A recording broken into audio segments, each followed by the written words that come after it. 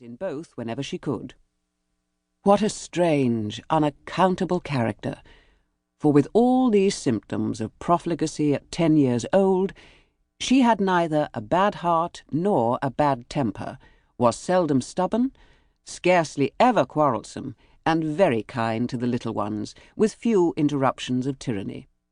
She was, moreover, noisy and wild, hated confinement and cleanliness, and loved nothing so well in the world as rolling down the green slope at the back of the house. Such was Catherine Morland at 10. At 15, appearances were mending. She began to curl her hair and long for balls. Her complexion improved, her features were softened by plumpness and colour, her eyes gained more animation, and her figure more consequence. Her love of dirt gave way to an inclination for finery, and she grew clean as she grew smart. She had now the pleasure of sometimes hearing her father and mother remark on her personal improvement. "Catherine grows quite a good-looking girl. She is almost pretty today," were words which caught her ears now and then, and how welcome were the sounds. To look almost pretty is an acquisition of higher delight to a girl who has been looking plain the first 15 years of her life than a beauty from her cradle can ever receive.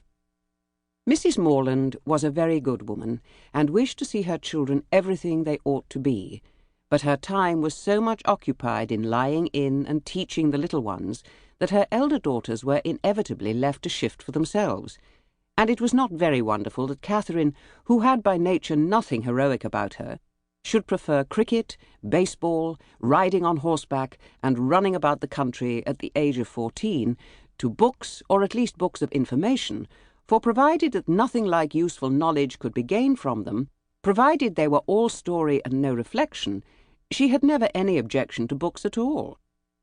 But from 15 to 17 she was in training for a heroine. She read all such works as heroines must read to supply their memories with those quotations which are so serviceable and so soothing in the vicissitudes of their eventful lives. From Pope she learnt to censure those who bear about the mockery of woe, from Gray, that many a flower is born to blush unseen and waste its sweetness on the desert air, from Thomson, that it is a delightful task to teach the young idea how to shoot, and from Shakespeare she gained a great store of information, amongst the rest that trifles light as air are to the jealous confirmations strong as proofs of holy writ, that the poor beetle that we tread upon in corporal sufferance finds a pang as great as when a giant dies, and that a young woman in love always looks like Patience on a monument, smiling at grief. So far her improvement was sufficient, and in many other points she came on exceedingly well, for though she could not write sonnets, she brought herself to read them, and though there seemed no chance of her throwing a whole party into raptures by a prelude on the pianoforte of her own composition, she could listen to other people's performance with very little fatigue. Her greatest deficiency was in the pencil. She had no notion of drawing, not enough even to attempt a sketch of her lover's profile, that she might be detected in the design. There she fell miserably short of the true heroic height.